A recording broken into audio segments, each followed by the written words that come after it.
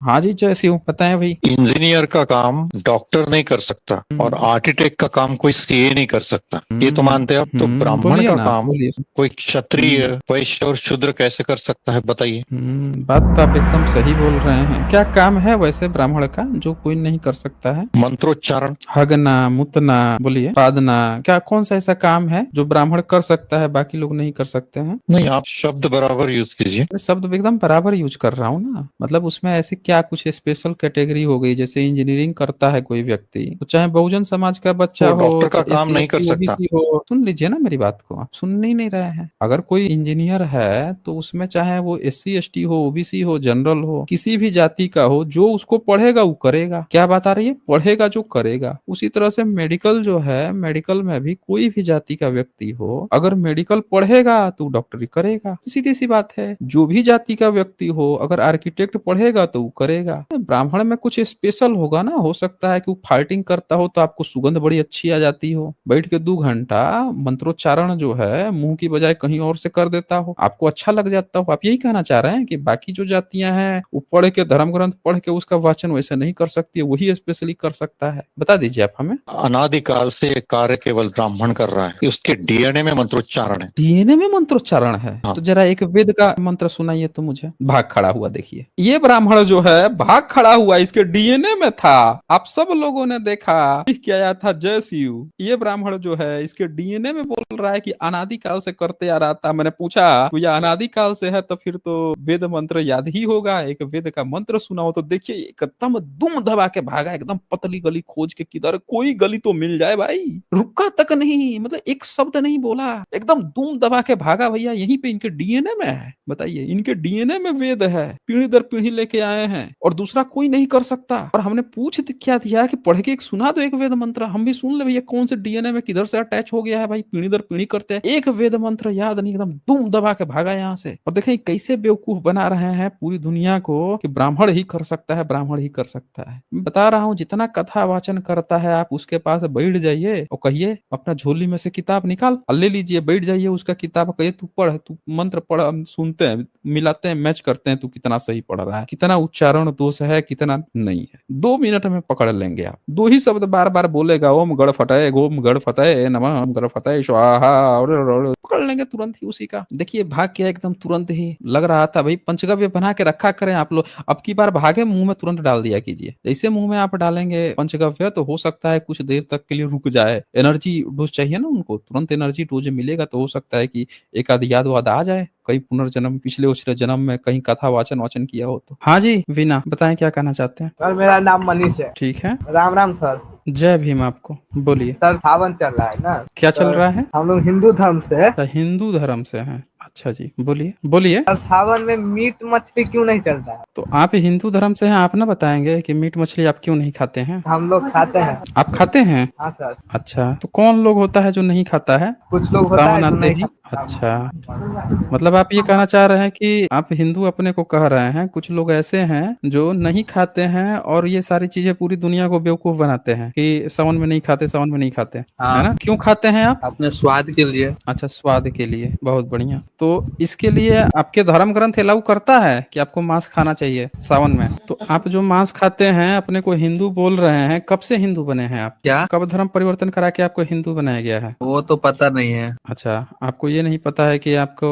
कब धर्म परिवर्तन कराया गया? अच्छा जी, तो आप आते किस में हैं? एससी एसटी ओबीसी जनरल किस में आते हैं? ऐसे एससी में आते हैं। अच्छा जी, तो एससी लोग हिंदू होते हैं? ऐसे सब तो हिंदू ही होते हैं। एससी लोग कहाँ हिंदू होते हैं भाई? एससी लोग जो हैं अगर हिंदू होते हैं तो आपके शादी जो है ब्राह्मणों में होती है, राजपूतों में होती है, भूमियारों में, कायस्थों में होती है? नहीं होती है। वो भी अपने को हिंदू कहते हैं। तो आप कौन से हिंदू हैं कि आपके हिंदू में ही शादी नहीं होती? इसका मतलब आप हिंदू नहीं हैं। आपके एससी में से कितने लोग शंकराचार्य बने हैं? शंकराचार्य तो कहता है कि वो हिंदू है। तो आप अगर हिंदू हैं तो आपके यहाँ से कोई बना है शंकराचार्य किसी भी एससी समुदाय से? शंकराचार्य तो नहीं तो। नहीं बना है। तो आपके कितने मंदिरों में, जो बड़ा बड़ा मंदिर है उसमें कितने लोग पुजारी बने हैं आपके एससी समुदाय से? तो बहुत बना है। जरा नाम बताइए तो, दो चार मंदिरों का नाम बताइए जहाँ के पुजारी एससी हैं। एससी मतलब जो मंदिर का हाँ, एससी मंदिर का तो जो नहीं है। पुजारी है, तो अभी तो आप कह रहे हैं कि बहुत सारे बने, आप कह रहे हैं नहीं है। एससी में तो अभी पंडित राम जी। मंदिर बना है, तो राम मंदिर में इतने सारे पुजारी हैं, उसमें से कितने पुजारी एससी समुदाय से हैं? वो तो पता नहीं मेरे को। अच्छा, आपको नहीं पता है। अच्छा चलिए, एक और बात बताइए कि एससी समुदाय को मंदिर में घुसने का अधिकार कब मिला था, मंदिर में जाने का? उससे पहले उनकी पिटाई क्यों कर देता था ब्राह्मण? ये जितने भी अपने को हिंदू कहते थे, इनको क्यों मार पीट के भगा देते थे मंदिर से? हाँ जी बोलिए। अगर आप हिंदू हैं तो आप भी जाते होंगे मंदिर में, हिंदू भी जाता है मंदिर में, तो आप ही को मार पीट के क्यों भगा दिया जाता था? सही है। सही है, आप तो हिंदू है ना। एक हिंदू को, आपकी शादी होती नहीं किसी हिंदू से, आप मंदिर में जाते थे तो पीट के भगा दिया जाता था। अच्छा, जो स्क्रिप्चर्स हैं, जिसको आप हिंदू का स्क्रिप्चर कहते हो, उसमें कोई एससी समुदाय से है जिसने किताब कोई लिखी हो, धर्म ग्रंथ लिखा हो, अनुवाद नहीं। किया हो? नहीं है। तो बताइए, धर्म ग्रंथ से भी आपका कुछ लेना देना नहीं है। अब एक बात और बता दीजिए कि आपके कितने एससी समुदाय के जो लोग हैं, अगर कॉन्स्टिट्यूशन नहीं था जब, तो उनको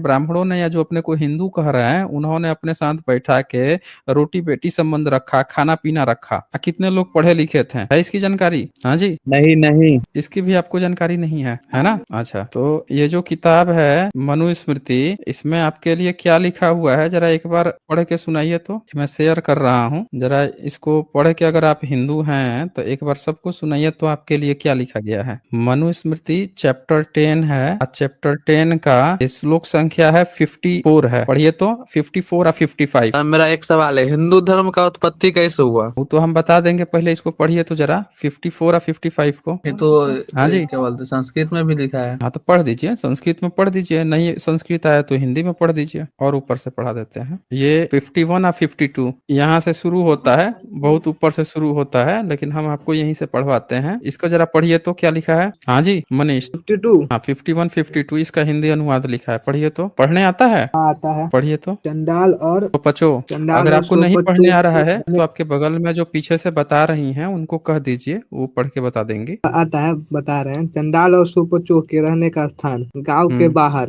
रहना चाहिए। इनका पात्र बर्तन मिट्टी के होने चाहिए और कुत्ता और इनका धन है। मुर्दों के, गधा। हाँ वही गधा, मुर्दों के उतारे वस्त्र ही इनके वस्त्र है। टूट फूटे बर्तनों में भोजन करना चाहिए। लौह के आभूषण पहनना और नृत्य एक स्थान से दूसरे स्थान में घुस। देखिए बैकग्राउंड साउंड आ रहा है आपका। अब बताइए आप कि यहाँ पे आपने पढ़ा कि चंडाल और स्वपच, जानते हैं चंडाल और स्वपच कौन होता है? नहीं नहीं जानते हैं। अच्छा, इनको कहाँ रहना चाहिए? गांव के बाहर। अब बताइए, आपका घर जो है, आप जिस गांव में रहते हैं, जिस में रहते हैं, उस गांव में कौन कौन सी जाति के लोग रहते हैं? आपके अगल बगल किस किस जाति के लोग रहते हैं? यादव, चमार, दुसाध, भुयार, राजपूत, तेली सब रहता है। अच्छा, मतलब आपके घर के अगल बगल सारे लोग रहते हैं, सही बोल रहे हैं ना? पड़ोसी दो ही तीन तो होंगे, आपने 4-5 जातियों का नाम गिना दिया। पड़ोसी है अति 10 कदम, एक अति 500 मीटर इतना दूरी पे भी है। 500 मीटर समझते हैं, आधा किलोमीटर हो गया। यहाँ से गांवों में भारत की अलग अलग टोलियां हैं, और अलग अलग टोलियों में पूरा एक एक जाति का ग्रुप बना हुआ है, और वो जाति के नाम पे उस टोली का नाम पड़ जाता है। ये बाभन टोली है, ये जो है कुर्मी टोली है, यादव टोली है, अहिर टोली है, अलग अलग जातियों के नाम से पड़ जाता है। ऐसे ही एससी समुदाय के जो लोग हैं, उनकी भी टोली पड़ जाती है, ये टोला है, ये टोली है। समझ रहे हैं? शहर में जाके कोई बस गया, अलग घर खरीद लिया, कहीं पे नया जगह बस गया, वो एक अलग मैटर है, लेकिन आमतौर पे भारत का जो स्ट्रक्चर है यही है।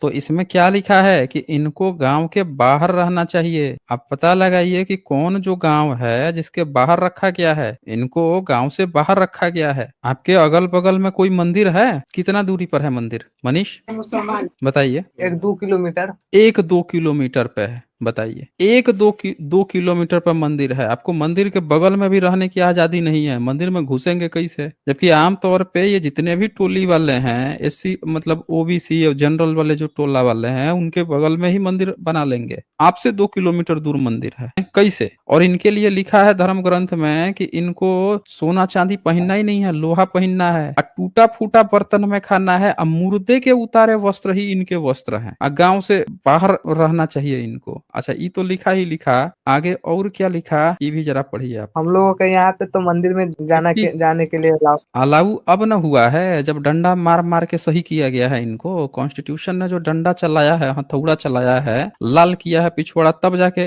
अलाउ मिला है, ऐसे थोड़ा मिल गया है। आप जानते भी हैं किसने इसके लिए लड़ाइयाँ लड़ी हैं, कौन कौन लोग थे जिन्होंने अपनी जान की बाजी देके आपको ये अधिकार दिलाया है। अब जरा 53 पढ़िए तो। धर्म कार्य में संलग्न मनुष्य इसके साथ भाषण आदि व्यवहार न करे। इनका विवाह और पर का व्यवहार लेन देन का आपस में ही होता है। अब क्या इसने कह दिया, धर्म कार्य में संलग्न मनुष्य। अब जो धार्मिक व्यक्ति है वो तो आपके साथ भाषण भी नहीं करेगा, यानी बातचीत नहीं करेगा, न व्यवहार करेगा आपसे। इनका विवाह और परस्पर व्यवहार, लेन देन, ये सब आपस में ही होता है। यानी आप अपनी ही जाति में विवाह करते हैं, अपनी ही जाति में लेन देन करेंगे, आपका कोई दूसरा जाति लेगा नहीं। कहाँ लिखा है, मनुस्मृति चैप्टर 10 के 53 श्लोक में। अब जरा 54 पढ़िए तो। इनको अपने नौकरों से टूटे फूटे बर्तनों से अन्न दिलावे, ये रात में ग्राम या नगर में ना घुसे। आपको अलाउ नहीं है कि वो अपने गांव में, उनका जो टोला है वहां पे आप घूम सके,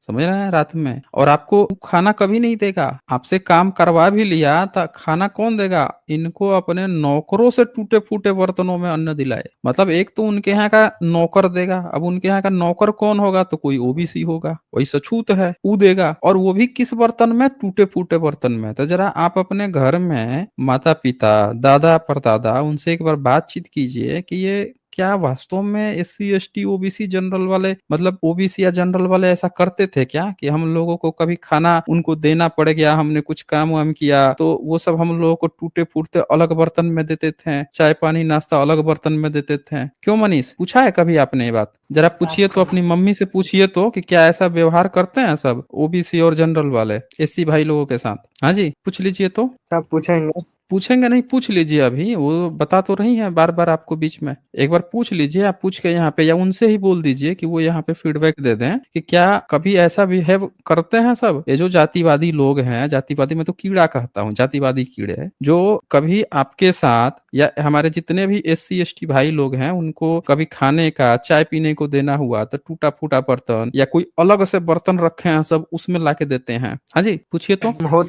होता है ना। अब आप बता दीजिए कि जब होता है तो आपने बाबा साहब को पढ़ा है? नहीं पढ़े बोलिए। हैं। नहीं पढ़े हैं, काहे नहीं पढ़े हैं, बोलिए। बाबा साहब ने आपके लिए सारा काम किया, पूरे SC समाज के लिए काम किया है, आप बाबा साहब को ही नहीं पढ़े हैं। जो आप कह रहे हैं कि अब मंदिर में घुसने देते हैं, आपको जो राइट दिलाया है, आपको यहाँ जुड़ के बात करने का जिसने हक दिलाया है, पहले तो कोई SC ST समाज जो है, OBC समाज जो है, बात नहीं कर सकता था इनसे, बराबर में बैठ नहीं सकता था। बाबा साहब अम्बेडकर जो हैं इस सारा हक और राइट दिलवा के गए हैं, उनको ही आप नहीं पढ़ रहे हैं, किसने आपको राइट दिया है? तो ये तो वो वाली बात हो गई ना, नमक हला, क्या बोलते हैं उसको, नमक हरामी, ये कुछ ऐसे वर्ड होता है ना, इस तरह की बात हो गई कि जिसने आपको हक दिलाया, अधिकार दिलाया, उसी को आप नहीं जानते हैं ना पढ़ते हैं। बाबा साहब अम्बेडकर की कोई किताब है आपके यहाँ? नहीं है। नहीं है तो आप खरीद लीजिए। खरीदेंगे? खरीदेंगे, जरूर खरीदेंगे, काहे नहीं खरीदेंगे। कौन सा किताब खरीदिएगा बताइए तो, बोलिए। बाबा साहब की किताब का नाम बताइए तो, 2 किताब का नाम बताइए तो। नहीं जानते हैं। नहीं जानते तो खरीदेंगे कैसे? गूगल आता है चलाने? इंटरनेट है। चलाते होंगे तभी तो जुड़े हैं। तो उसमें सर्च कीजिए कि बाबा साहब डॉक्टर VR अम्बेडकर की 2 फेमस बुक कौन कौन सी है, या 5 फेमस बुक कौन कौन सी है, या 3 फेमस बुक कौन कौन सी है, और उन तीनों किताबों को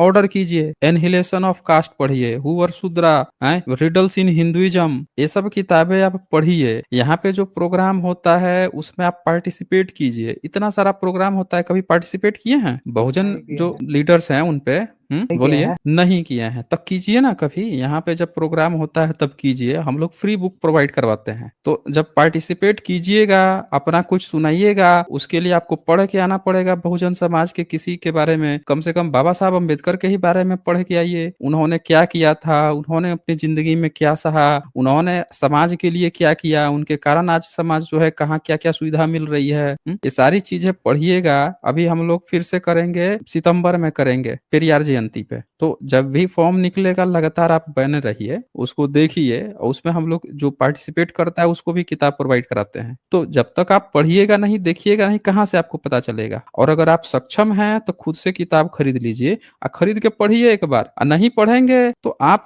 खुद तो गुलाम बने हुए हैं, आने वाली जनरेशन को भी